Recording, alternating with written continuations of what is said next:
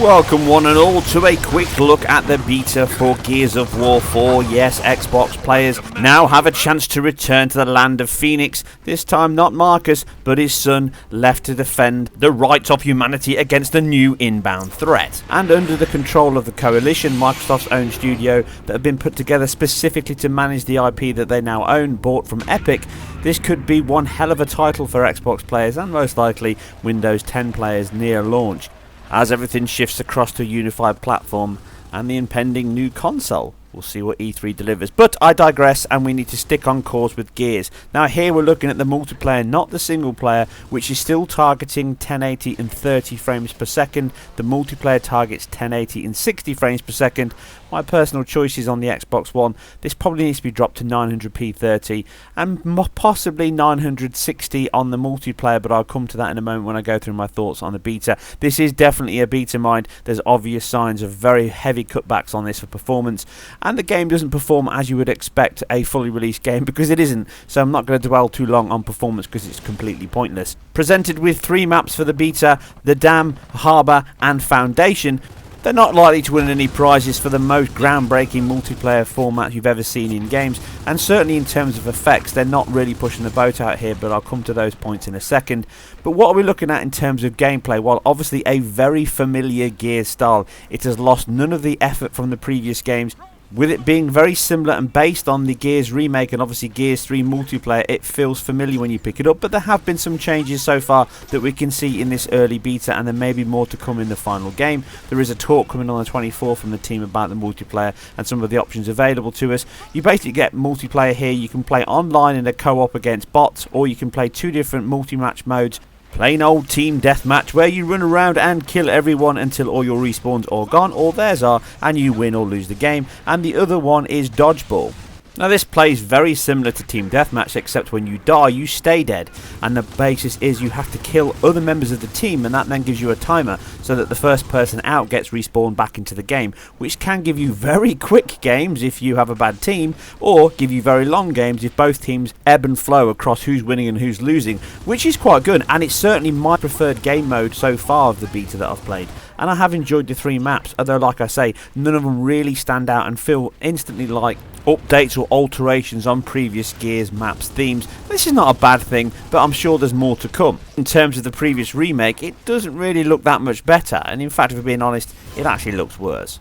Like I say, I'm not going to dwell on that too much, because this is obviously a very pared back beta for players to get a feel, and it's centered around online control and testing. From server load, matchmaking, and obviously the faults in the game. There are bugs and they do appear from time to time. It is a work in progress. Meaning texture quality is obviously quite low in places, almost looking like albedo only. There's no specular hardly on any characters, not many decals, and I'm pretty sure that all the shader work is very pared back or turned off here. There are some nice water effects going on in certain levels and some screen space reflections on the harbour level. Also shadow casting light sources at certain points, and along with alpha effects and particles during explosions and battles. But again, a lot of these things may change, but in terms of control and feel, it does feel like an updated version of Gears. The sniper rifle and the torque bow do feel sufficiently different from the previous games. The shotgun is still overpowered and probably needs a little bit of work. At close range it just destroys everything in its path. Step back a few feet and it's about as much use as a chocolate fireguard.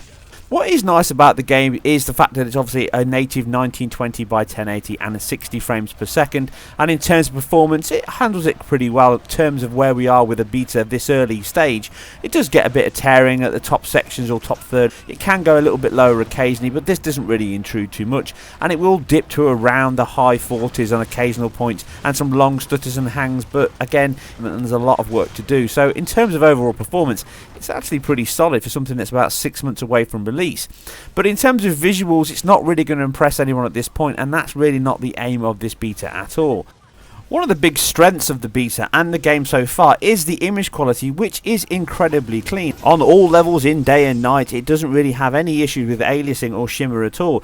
In terms of the quality there of the assets, yes, it's pretty low, but like I say, there's a lot of work there to add additional shader work, texture work, decals and effects. I don't think everything here is final by any means. And if you compare it to the remake game on multiplayer, which targeted the same 1080-60 rates, it doesn't look anywhere near as nice as that. So that gives you an idea. It's definitely going to look at least as good as that, but most likely a little bit better. The fact that they're targeting 60 frames is commendable and the best way to handle the single player and multiplayer split. But right now, the assets in the game, there are points where they look pretty low, but the temporal solution does make everything very clean. And the sample rate seems pretty high because it's very hard to spot in motion. You have to look really hard to see the temporal signs, but as I slow it down here on the harbour level, you can just see it on the edge of the gun and the hair as the character runs by the background objects. And as you whiz the camera around, everything looks pretty clean with a little bit of judder, which you can notice in distant objects, but it doesn't really stand out as a temporal solution that you normally see in some of the other games that use it. So as I say, a lot of these techniques are getting better, and here with the Unreal Engine 4 technique, it's certainly one of the best implementations I've seen on videos so far of Unreal Engine 4.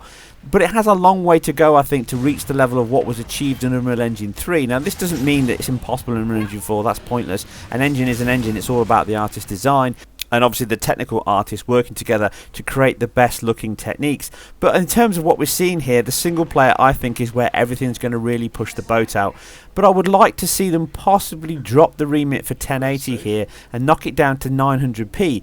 Give the Xbox One that little bit more breathing room and add in a few more additional effects and some nice physics and some destructibility into the levels. There's some extra stuff in the gameplay now. You can actually pull people over walls and, if you time it right, defend yourself against those attacks. But I'd like to see more of this dynamic action, otherwise it's just going to feel like the very same game as Gears before, with just some nicer looking maps. The 60 frames needs to stay, definitely agree with that. But I think in terms of what we've got here in image quality, dropping the resolution down but keeping the temporal solution in place wouldn't really impact the image quality to any significant degree, as we've already seen with the Uncharted 4 960 target. It would free up some resource to add additional effects in the game, and possibly, in terms of single player, that would also be the best bet. But we should wait and see what they deliver, and if there's a new console coming, then all bets are off on how that version will run. Ultimately, I'm reasonably impressed with the beta here from the Coalition. I think it's a good foundation and base to build upon the Gears multiplayer, and it's open to everybody from the 24th, and just see what you think of it for yourself. But I think overall, hardcore Gears fans and people wanting to look for something more multiplayer will certainly enjoy what's been delivered here. But I don't think it's worth spending much time analysing the visual quality of this game, because a lot of it looks very pared back and not quite finished yet. There is some nice looking levels here and some nice looking areas, along with reasonably decent shadows for a 60 FPS 1080 game. But overall, it's all about the functionality and the performance, which the signs are very clear. We're looking at a very stable performing game here. I'm sure when it rolls out come winter, after the main hook of finding out what happened to Phoenix and his family, the multiplayer will keep everyone entertained for many months after. As always, I hope you guys and girls enjoyed this. If you did, then please hit the like and subscribe button, as it really helps me immensely and helps support my future work. Please leave all your thoughts and feedback below. Follow me on Twitter and visit the website for more information on this article and all my other content. You guys and girls take care, and I'll see you very soon on the next one.